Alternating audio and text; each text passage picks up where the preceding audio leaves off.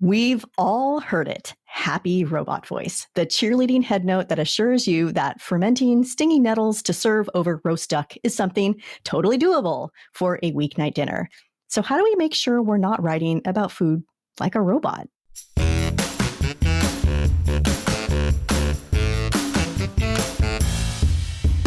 Welcome to Everything Cookbooks, the podcast for writers, readers, and cooks. I'm Kate Leahy, and I'm here with Molly Stevens.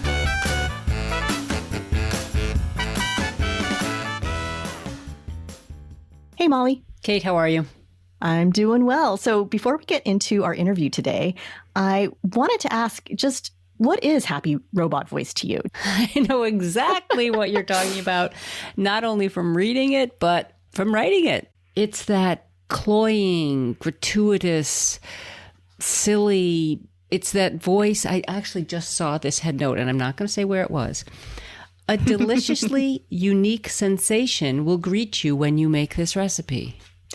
I think that would be great in a cozy mystery novel, because that would be something that maybe somebody is going to kill someone with arsenic in the cake. And, that's how they're going to get the person to eat the cake. But that doesn't belong. Yeah. That's not going to make me want to make a recipe. Or it's like this zippy, bright salsa is a summer sensation. Serve it with, chips and please all your family and friends. It's the best you've ever made. Yeah. It's a trap I think we all fall into. Exactly. I've done it. You've done it. We're not pointing the finger here. We're just trying to make sure that we don't use it so the robots won't come for our jobs. Exactly. Right?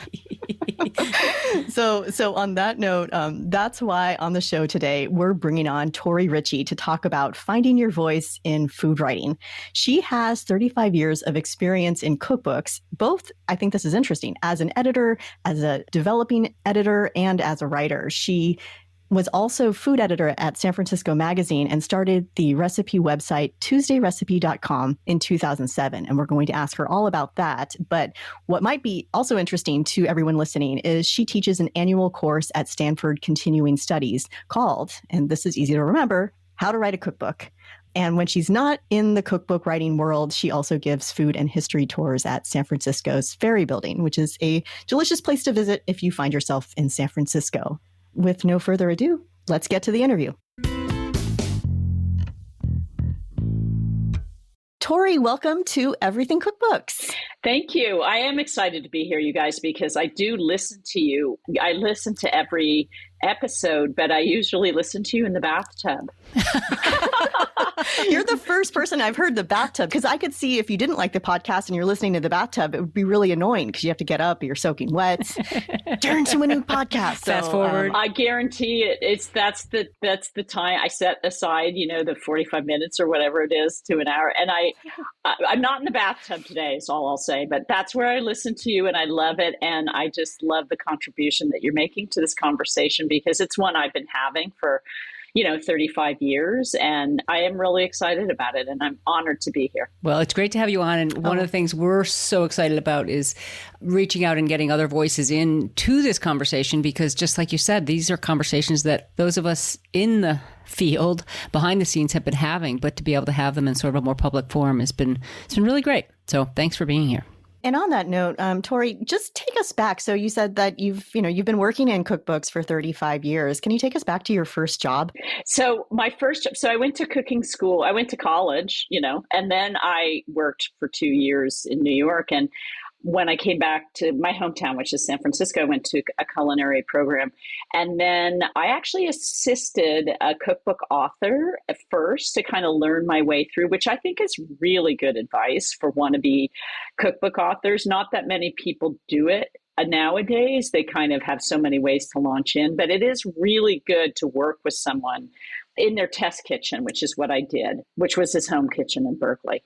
Then I got a full-time job at Sunset Books. So there was Sunset Magazine, which people on the West Coast all know, and for people elsewhere, it was a Western living publication for the entire 20th century, iconic, basically. Really. Yeah. Totally iconic. I love those old issues that you sometimes find that you're just like, wow, that's still such a great idea. It holds up. Yeah. And some stuff that's just classic. It had a famous food editor there when I was there. Her name was Jerry DeVecchio, and she was a legend, and she was great and she was formidable, but really a great teacher. However, I worked in the book division because in those days, there were things called branded cookbooks. And those were series that were put out by publishers that basically repackaged their information from either a magazine or other books. So some of the famous ones, there was an amazing Time Life Foods of the World series that was put out by Time Life. There were the Sunset books. Southern Living has always had a book division.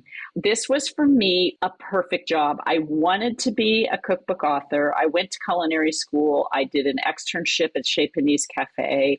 I did not want to work in restaurants. And I was fortunate enough to just be in the right place at the right time. And I mean, I got it the old-fashioned way. A friend of mine worked there in the marketing division and saw a flyer on a bulletin board looking for a food editor. So I got the job. And what I did was it was wonderful because I both edited and wrote cookbooks. So they would assign me a title, and that's fundamental to branded publishing. They know what's going to sell. They tell you, okay, we're going to do a barbecue cookbook. I never did one, but the first one I worked on was fish and shellfish A to Z. Wow, that's a tough subject. I mean, it's a massive subject, but also just fish availability, how to test all the recipes. Are these going to be recipes home cooks are actually going to make? Fish is just still a hard subject for cookbook authors. Especially if you don't like fish. I don't love fish. Do you not like fish? I do, but not all fish. I love shellfish. I'm sure you didn't say that then when you were assigned the the book. I was 27. So you say, yes, I can do that. Oh, I can do that. Yeah. What else do you need? And I actually had to commute from San Francisco to Menlo Park, where Sunset Books is. And I would stop actually near the airport, and I would go to a seafood market every morning and pick up freshly flown in seafood or local, but mainly it was freshly flown in those days because we would sure, we got local sole and halibut and salmon in season, but we also did everything. Anyway, I won't go into that whole thing because, wow. It's a long story. But so I would work with in that case, there was an editor from the magazine I worked with. But for the most part, I would be assigned a topic. I would go through the magazines.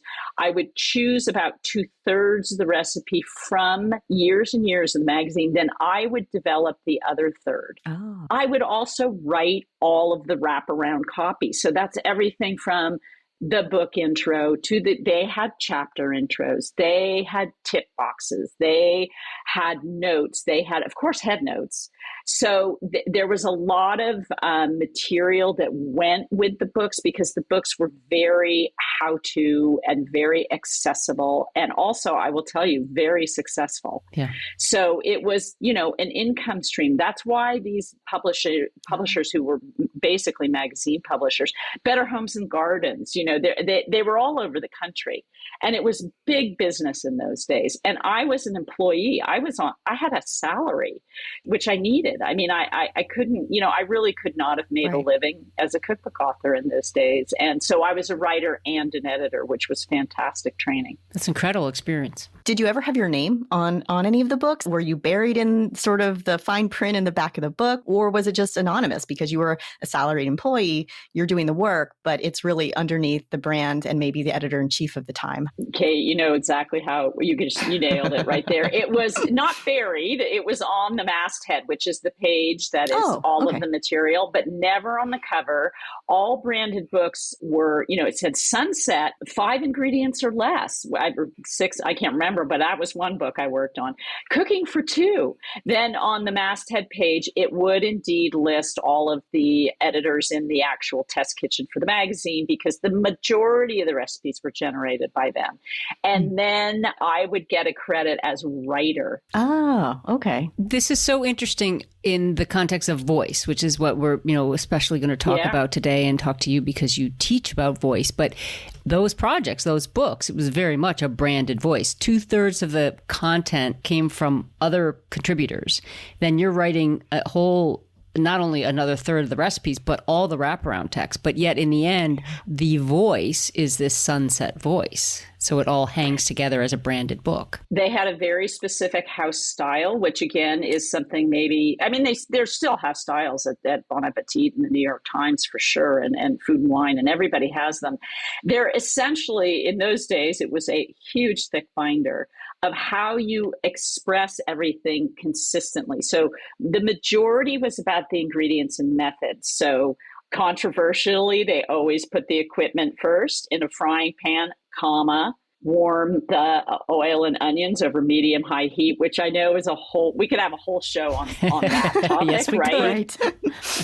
But, and also, every time you expressed, if an ingredient was boneless, skinless chicken breasts, as we would call them nowadays, in those days, they would say one whole chicken breast split, skinned and boned. And you'd have to say that every single time. But Molly, more to the point of voice, and we will get into voice in methods. There's not much opportunity for it in the ingredient list. But yes, the voice of the head notes and all of the intros and everything had to be in the house style. And the house style was this disembodied, you can do this, make this ahead. It was never first person, never, because there was no author on the cover. Sunset was the author. The brand was the author. So you couldn't throw in the wonderful personal stories that bring cookbooks to life. But yes, the voice had to be this disembodied, very authoritative, very clear, but almost like happy, peppy, bursting with love robot. The happy robot voice. Kate and I talk about that, the happy robot voice. Yeah. But it's so easy to slip into happy robot voice, no matter if you are writing your own book, because it's just like, you can do this on a Friday night and it's that second person, I think, what we were talking about. It's not the first person of, I love this recipe because, it's more like, you can do it. Yay. And it's that cheerleader sort of voice that it's sometimes you try to escape from it and it just kind of finds you sometimes. Well, I also think as young or new food writers, we sometimes fall into it because we think that's what we're supposed to, because we've read so much of that. That's right. It gets in your head. Yeah. I mean, fortunately, again, times are different and everybody, even working for branded companies, is encouraged to be personal and use the first person and whatnot. However, this is with my students, because I do teach a class called How to Write a Cookbook. My students, invariably the new ones who haven't really experienced much cookbook writing before, that's the voice they write in. This is the best barbecue sauce you're ever going to have. You're going to want to eat it on everything. And, I always want to write my edit note, because I give in pretty hardcore edits. I'll say, well, I really don't think it would be good on blueberries. or ice cream, for that matter. I mean, maybe, and somebody's going to come back to us and say, well, actually, I've made this blueberry barbecue vanilla ice cream, and it was, the hit of the town. But exactly, like, nothing is going to be good for everybody or everything. So I'm curious. So you do this, which sounds like an enormous opportunity to be both writer and editor, especially at that point in your career. So, but how do you go from there? Like, was your next project one where you needed to develop your own voice? Yeah, well, I was 10 years in branded cookbooks. I went from Sunset to a company called Well Known, and we did all those branded cookbooks for Williams-Sonoma, which were also very successful and also had a complete house style happy robot voice. I didn't write it. I was the editor producer of dozens of those cookbooks. And then in the early 2000s, I went off on my own, which was great. And at that point, I had been the food editor of San Francisco Magazine, which gave me the opportunity to work with a lot of writers who were writing in the first person. It was essentially a city magazine that had done a lot of restaurant reviews. And I introduced a whole cooking segment. And we didn't do recipes, but we had people write personal essays about food. That was helpful to me to work with other writers to get them encouraged. So then when I went off and started writing my own cookbooks for Chronicle Books, as well as my newsletter, TuesdayRecipe.com, which I launched in 2007, Amazing. Anyway, so I haven't. I used to send it every Tuesday, and I don't think I've sent it since Tuesday, June 30th or something. I mean, it's whatever, a year ago. It's whatever Tuesday. Yeah, whatever Tuesday works out. Yeah, it's occasional Tuesday recipe now. I like it. So yes, it was very hard for me. Now, I mean, not everyone was in my position where they'd had this drilled into their heads, this happy robot voice. The way that I finally shook it out of my brain is through the newsletter. I have to say, like in my first cookbook for Chronicle, I did one called Party Appetizers. And I had a recipe in there for Moroccan meatballs. And, the head note was like a typical serviceable head note. I think I even have it here.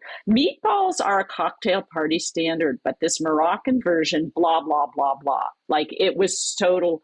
And what I didn't write in that recipe was that I learned this in Marrakesh on a food trip. I actually went there for cooking school.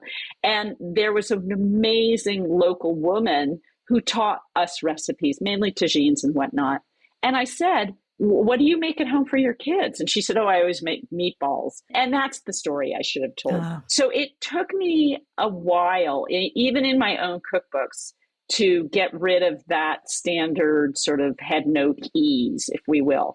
The best practice was my newsletter. And the reason was that I felt like I was talking personally to my reader, and I started to be more personal. Now, I do write short, and this was in the era of blogs, and people were writing really long blog posts.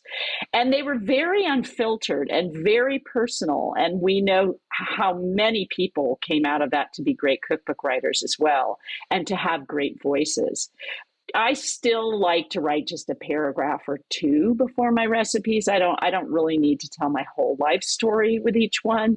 But the practice of my newsletter was really helpful to make me more personal. I don't know, for some reason I could see the reader. Absolutely. And that meatball story, it's so interesting. It's such an incredible story because two things stand out for me. One, it's a confidence. And I know for myself as a young writer, I had such little confidence in my own stories, in my own voice. And so I would default to what I thought was proper food writing, as opposed to digging down and figuring out really why this recipe was going to be in my book or my article.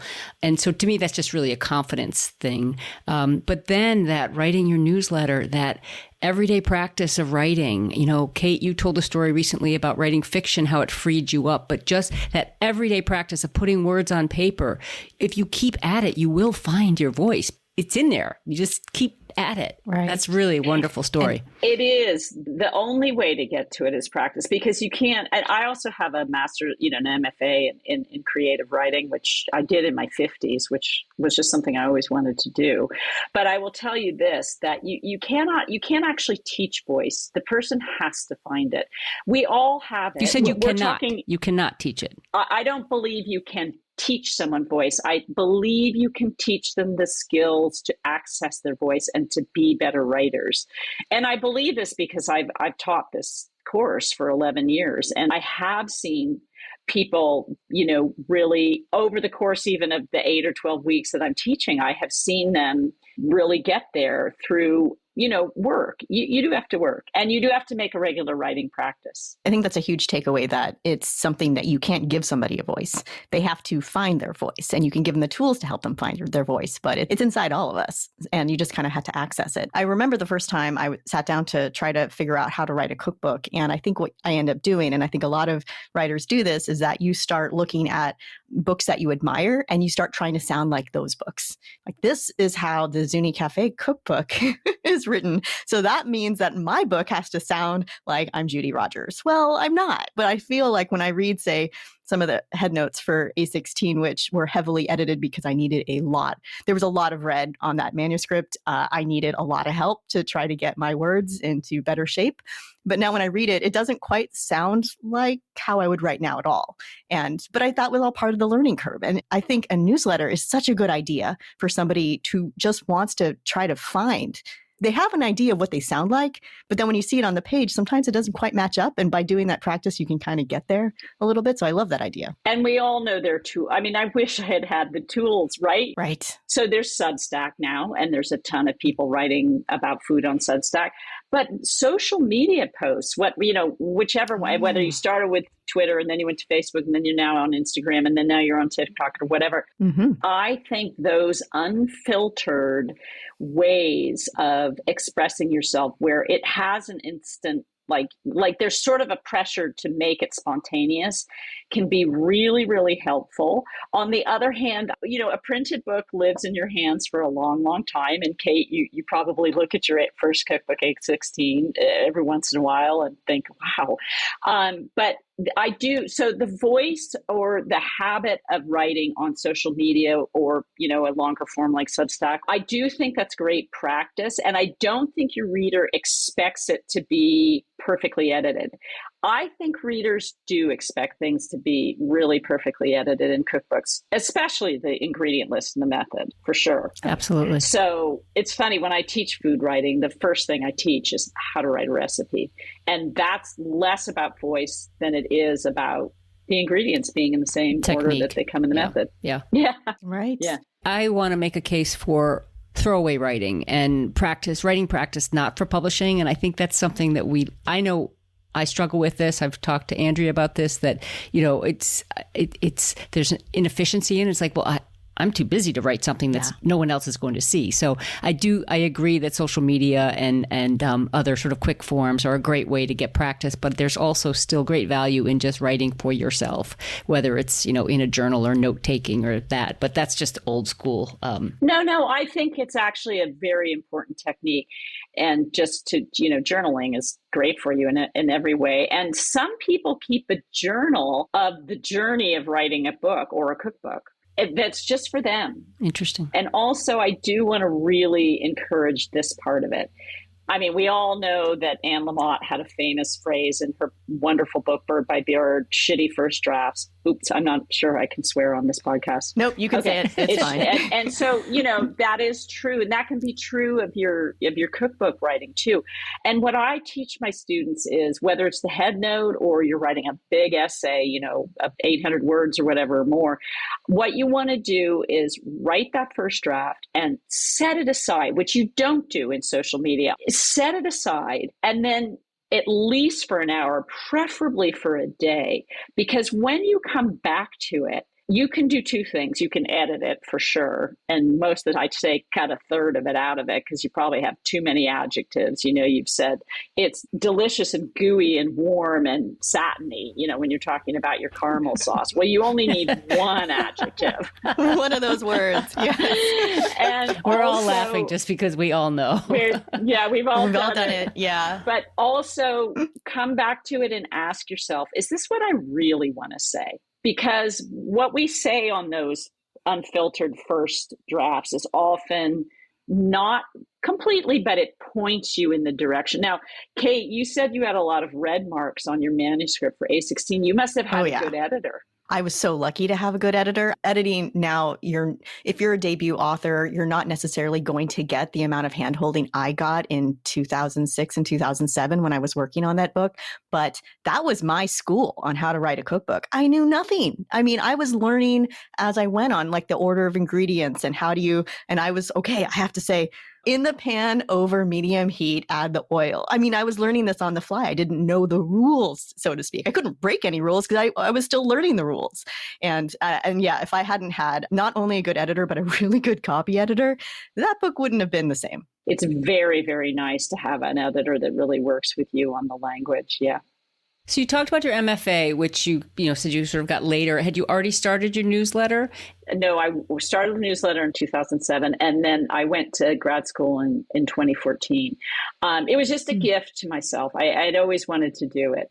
and I loved it. And I'm not saying people have to go get an MFA, but man, oh man, if you love to write, it was really something. And some of my favorite food writers have MFAs. A couple of things I picked up from and it wasn't about food. I mean, I was in the nonfiction creative writing department. So it was a lot of memoir and essays.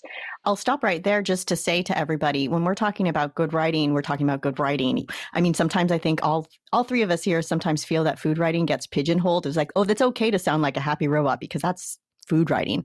We're talking like food writing is nonfiction writing. It should just be good writing is good writing. So I feel like what you're saying about to say about your MFA program and the tips you learn can be applied to everyone who listens to this podcast that likes to write, whether you're writing about food or not. Absolutely, Kate. And everybody should be proud of their, of writing a cookbook. It's really writing. I mean, it's writing a book. Because I do hear people say, oh, I've never written a book. I mean, I've written a cookbook, but I'm like, that's a book. That's a real book. Anyway, one of the key things is that in order to be a good writer, you have to also be a good reader. So that was a big part of my MFA. So I encourage my students, my food writing students, to read a lot of different voices. Yes, my reading assignments are all about food, but yes, read everybody, read a lot of different voices, notice what you like. Don't try to copy. You can't be a good writer if you're not a good reader. The other thing that is a mistake I see starting cookbook authors make, and we learned this in MFA about all of our writing, trust your reader. You don't have to be so pedantic. And that's the hard thing, because we are teaching in cookbooks. Like they're teaching on the page. But you can trust the reader. The reader can decide if it's the best barbecue sauce in the world, right? So use those words, because it is interesting. On a cookbook, the bulk of the words in the manuscript, a 60,000 word manuscript, or in my case, for my MFA, I had to write a 140-page thesis, but that was all prose. In a cookbook, the bulk of it is those recipes, right?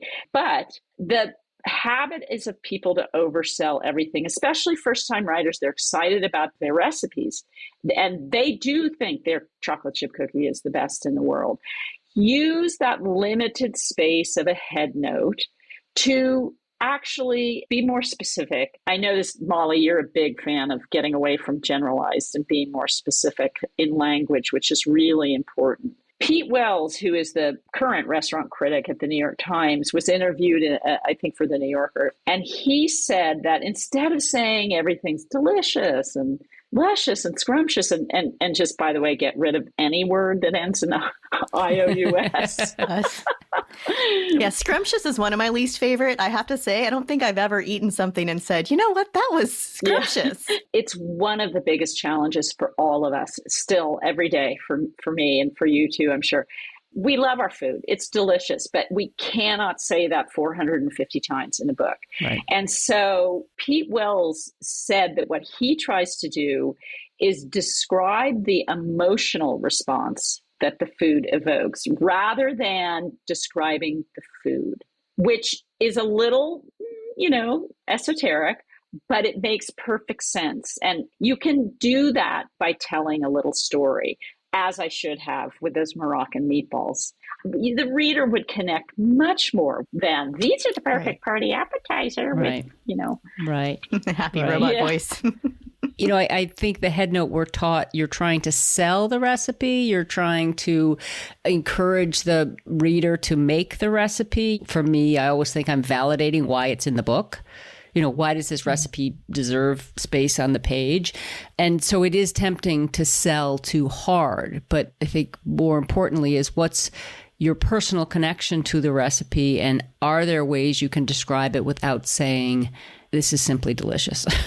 No, but I think, first of all, Molly, I think for sure overselling is a problem in head notes, and especially because in the tradition of newspapers and that used to have Wednesday food sections and magazines that came out monthly, they were selling every recipe.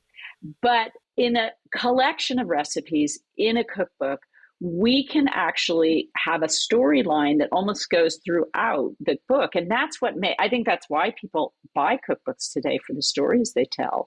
There's one out right now that I love, which is Life is What You Bake It by Valerie Lomas. And she tells basically a story throughout of both her family and the relationship of these recipes to who she cooked them with and who she learned it from, as well as the fact that she has an interesting story. She connects those recipes to that thread. So it runs throughout her head notes and in her little tips and all of that, how she learned it, when she learned it, that who she learned it from. And I love that book. I think it tells a really beautiful story. And it's not, she's a very accessible writer, right? This is not something that is esoteric, and she's right. a very accessible writer. You don't all have to become lyrical, poetic, gorgeous writers, overwrought. I mean, it's wonderful to talk about the Judy Rogers and the Gabrielle Hamiltons, whose writing is spectacularly beautiful. But we're not all going to get there necessarily, but there's also room for all sorts of... Yeah, I was thinking Ernest Hemingway was a man of few words, and then everybody had to try to write like Ernest Hemingway. And then somebody broke away from that and started using a lot of words, and then everyone sort of wanted to follow that person. I mean, if you find your own voice, you don't have to worry about who you're trying to be because you're just yourself. And sometimes I think some of the best writing is when you don't even realize that you're reading something so quickly because it's so clear, it's so visual without a lot of extra words. And that's really hard. And I tell you, that's not the first draft. That comes, maybe draft 3, draft 4. But going back to what you're saying about headnotes, that I think is really important, is that headnotes are an opportunity for voice. And sometimes I think that's overlooked. But one thing that could be interesting for somebody struggling to figure out how to order their cookbook, well, if you thought of it as a narrative structure of a beginning, middle, and end, you might figure out where those chapters for poultry and chickpeas and, I don't know, tahini go. I don't know what kind of book that would be, but anyway, you could maybe figure out like how to organize your book through sort of this overall narrative structure, whether that's a how-to book about making dumplings and it starts from the simplest dumpling to the most complex. That's a story arc. Definitely. You can play around with that. Oh, that's a beautiful idea. There's a cookbook out, and unfortunately the author died last year, Sally Schmidt, but she wrote 6 California Kitchens. And again, it's a local favorite out here, but it's got national appeal. And she was actually the original owner of the French Laundry restaurant. And then Thomas Keller bought it from her. And so she actually tells the story of her recipes through these 6 California, her parents' kitchen, then the first restaurant they opened in the Napa Valley, then the French Laundry, then her famous apple farm in Mendocino, where people used to go for cooking classes and whatnot. And then finally when just she and her husband were alone, and then finally when she was alone. And not only is there a narrative story arc through, but this is something I really want to think about. Each chapter runs the gamut from appetizers to dessert. Wow, interesting. Oh, I can't wait to look at that book. And she writes her recipe. She right up front says, I don't use the ingredient list first and the method afterwards. I write my recipes the way they were written in my professional kitchens, which is the instruction is on the left and the ingredients it goes with is on the right. And then it's the next step and those ingredients and the next step and those ingredients. And it actually really works. I mean, I'm going to teach from this book because I always tell everybody, everyone's used to an ingredient list, and then you've got to have the method in the same order. Everything appears in the order it does in the ingredient list. And I've actually had pushback from an Italian student, my good friend now, Viola Butoni, who's coming out with a book next year. She's like, no, that's not how Italians think. She's a native Italian. She's like, no, that's not how we think. We think differently. Like, we think about where we go, we get the food, right? Because they don't shop in supermarkets traditionally, right? They would go to the Salumeria and whatever, blah, blah, blah. So there's also the opportunity now, I think, to break some of the old rules, the happy robot voice, and the really tight strictures of how ingredient lists and methods are written. You still have to be perfectly clear so your reader doesn't get lost. But And there's also an opportunity for voice in methods now in a way that I'm not there yet. I haven't been able to really do that yet, but I see it all the time. Like even using the first person in the method, sometimes it's parenthetical and they'll say, what I actually do at this point is blah, blah, blah. I mean, you'll see it. There really is voice in the method now. And maybe that's next level, but it's a great part of the evolution of cookbook writing, I think. It's so interesting, and it's such an interesting time, and I'm really glad to hear that you're teaching from a book that breaks the rules, because we're seeing more and more playing around with the sort of conventional format. As to voice in method, I think that's something that I love and have fought hard to do in my books. Right. Because we get pushback. When you try to do that, you get pushback from your editor or the copy editor. They say, if you want to do this, is this a certain style request that you want us to put forward for all your recipes? So just for people to know, there's always somebody out there who's going to look to make your recipes as consistent as possible. And that's not a bad thing. It just means something to keep aware of. If in one point you want to say, this is how you want the pasta to be boiled, and another one you want it to be boiled differently, just have a reason that you want them different. And then you can win that argument a little bit easier. I'm just thinking, we're talking about head notes a lot, and something I fall into a trap when I write my head notes is I often find myself describing the recipe procedure in the head note. I try to explain the recipe away. And I think it comes from being a teacher, where I'll start a class by saying, okay, here's what we're going to do. First, we're going to boil the water for the pasta. Then in this pan, we're going to, whereas if you read the recipe, it all becomes clear. But I find myself trying to describe the recipe before the recipe. And it's a place where I can cut a lot. It goes back to what you're saying, Tori.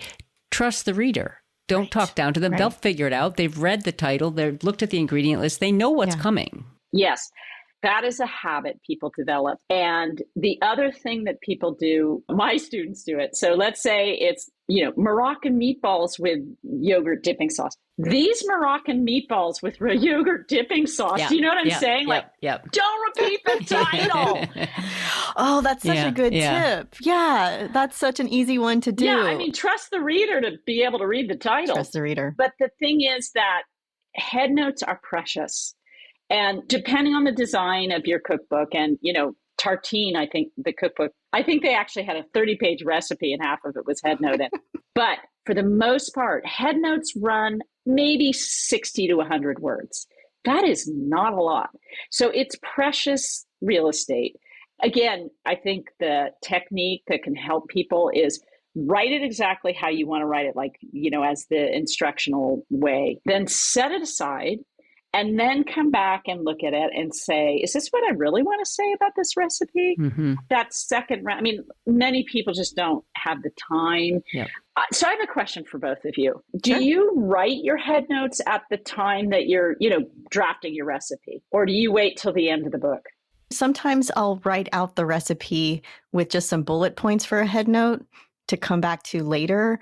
I really dread leaving head notes to the end because I'll just drag my feet. And I'm not a procrastinator, but there's something about seeing a ton of head notes that I need to write that will put me into some sort of, spiral of panic. And then I can't write. And we know that writer's block doesn't exist. You just need to write something. And sometimes you're lucky that you're writing the recipe and the head note is just there. And you just write it as fast as possible. And you're going to come back and fix it. Other times you don't really know what the story is going to be. Maybe there's a couple placeholder bullet points I'll put in, I'll write the recipe, and then I'll go back to it. But I try not to wait too long, because the longer you wait on a recipe you've developed, the harder it is to write anything interesting about it. At least that's how I've found it. Molly, what about you? It's such a great question. And I agree with everything you've said, Kate. Say I have a book that's got 120 recipes in it. The idea of sitting down and writing 120 head notes is just brain-numbingly painful, but also scary. They're not going to be as good, because my experience of that recipe, my in the kitchen sensory connection to that recipe is so far in my memory, because I tested it and developed it months ago or even years ago in some of my books. But so I always try to get something down when I write up the recipe the first time. And like you say, it may change, it may not be, but I try to have something there, because coming and looking at it, it's just like having a blank page, having, a recipe title and then the procedure or the ingredients in the procedure, and no inclination of, what's my case for having this recipe in the book is just, and then I end up with a sameness of the head notes if I write them all too many at once and fall into too many happy robot voices.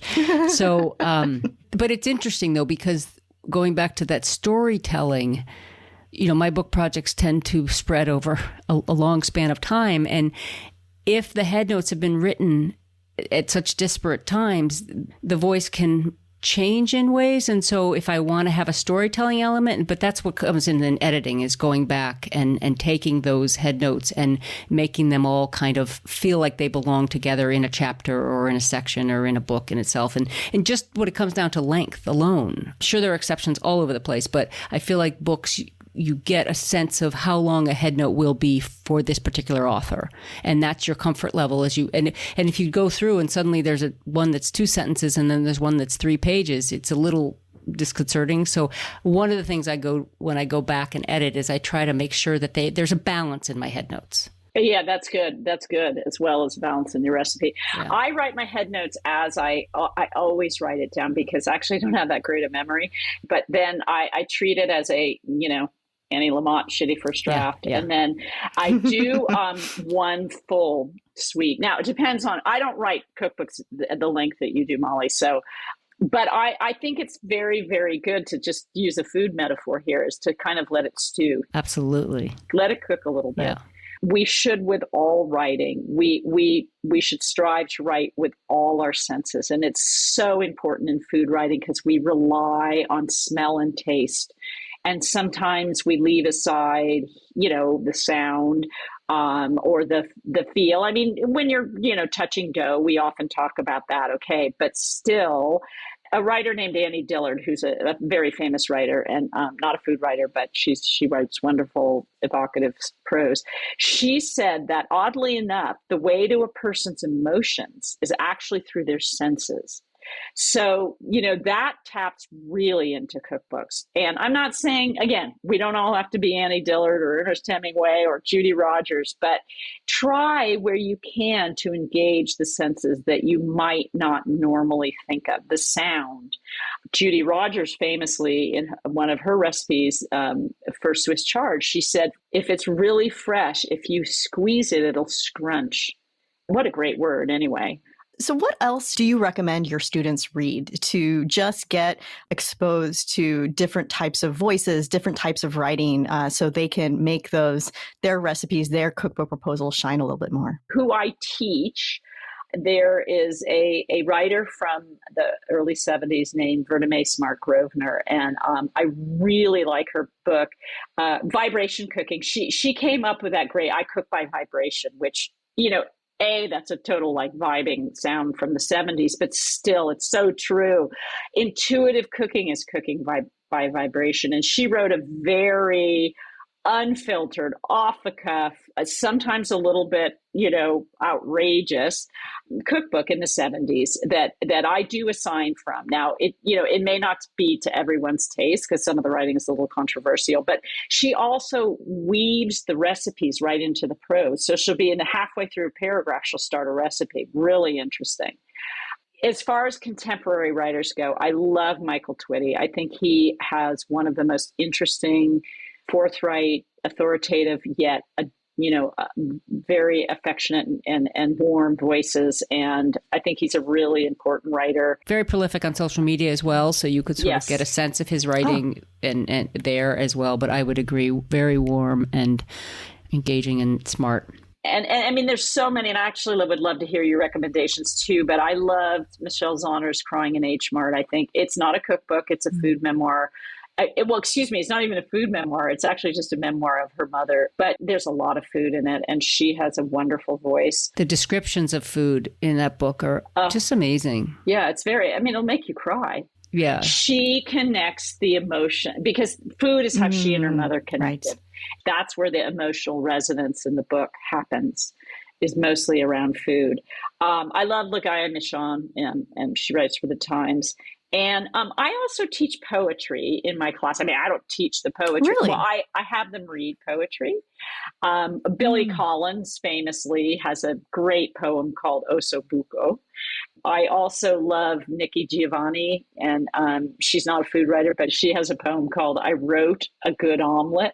It's actually quite funny. But you learn an economy of words from Yes. poetry, which You do. so often we're writing against space, and word choice is so important. I mean, down to like, am I going to include the article here or not? Because Right. word count can be Yeah. so important, and poetry could teach you so much about those choices. That's awesome. And the senses, of Yeah. course. It's really, really all about the senses. And I love humor in food writing, and I think that's actually one of the hardest things to do. I try in my own way to be a touch funny, and that's also a confidence thing. Like, it's really hard to be funny on the page in anything, but it's interesting. I do think humor in food can actually be really effective. Who do you guys like to read? I'm actually reading Nora Ephron's Heartburn on your recommendation, Tori, and just the way that she talks about her mother through what her mother was cooking for people. It's just, you get the sense of her mother completely, but you also just are laughing because it's so ridiculous. But the words she uses to describe food, you just don't see that often. So I'd say that, and economy of words. There's not a lot of words. We're talking mostly about food writing here, or just good writing. But Kate, I think about the work you do as a wine writer, and that to me is just a next level challenge, because I think it's there's so many grapes, and there's only so many ways you can describe the pink, the ruby, the cranberry flavors that pop in your mouth. I don't know. Some days are rough, I'll tell you. Plus, it's full of cliches, right? Or, well, not cliches as much as overused language. I mean, overused language, which is something really a challenge. And one trick that any writer who's facing overused language can do is, if you have everything in a Word doc or you're using Scrivener, just do a word search for a word that you know that you use too much, and it'll just bring up all those words, and then you can see which ones you save and which ones you delete or you change to another word. I've done that, and I just found my list right here. That's so funny. It's sitting here right next to my create is one. Start by, a bit. I say a bit, a ton. I also use M dashes way too much. The key to this recipe. I would say the key, and consider. It's just, those are just funny words, and there's nothing wrong with any of those. But if they pop up in every single head note, I tell my students, the average cookbook has let's say 80 recipes. The words that they use too often is always just, all.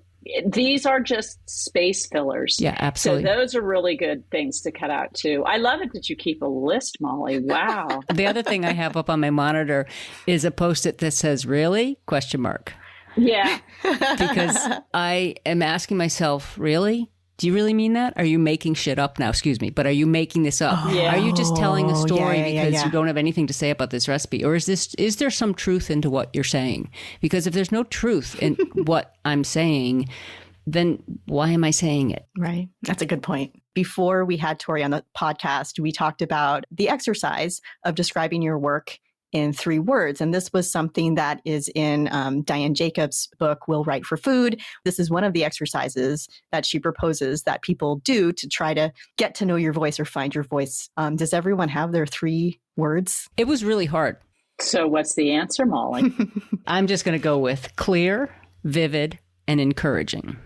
I think you hit it. Yeah, that sounds exactly like how I would describe you. Fantastic. You need to put that posted up on your wall too. As opposed to all the things I shouldn't do, I should put up some things that I should. Yeah. That's true. That's very true. Right. And you, Kate? All right. Specific, researched, and easy listening. Oh, wow. And now that you two have worked so hard on summing it up in 3 words, I'll tell you that it actually, Diane says, like, 4 to 5 words. Oh no! So we didn't even do the exercise, right? No. Economy is good. So I encourage my students to try to describe what they think their voices are in 3 or 4 adjectives. And for myself, and this is specifically in my newsletter, because I still can't get the happy robot voice out of my head for cookbooks after all this. But I do try to write. I would say I'm friendly, I'm helpful, and I'm a little bit funny. I hope. That's what I strive for. Yeah. So these, like Molly, that's what you strive for. Yeah. And you're not always there, but it's a good exercise. And I'm telling you, it's hard. And writing cookbooks is hard. And sustaining voice over any long, whether it's a memoir or a cookbook or a novel or whatever, is hard. It's a little bit easier in the spontaneity and the unfilteredness of social media. And that's why that's such good practice. I couldn't have summed up it better. So Tori, thank you so much. It's been a treat talking to you. I feel like Molly and I went to had a class I know. today. I'm actually excited. We talk about how hard it is, Tori, but it also makes me want to keep doing it. Thank you so much for sharing. Well, thank you for having me on the show. I love it. Keep it going forever. Thank you for listening to Everything Cookbooks.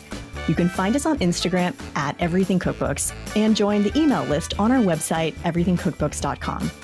Thanks as always to our editor, Abby Cirquitella. If you have a minute, leave us a review on Apple Podcasts or wherever you listen. This does help more people find the show. Be sure to subscribe so you don't miss an episode. Thanks for joining, and we'll catch you next time. Until then, keep on writing, reading, and cooking.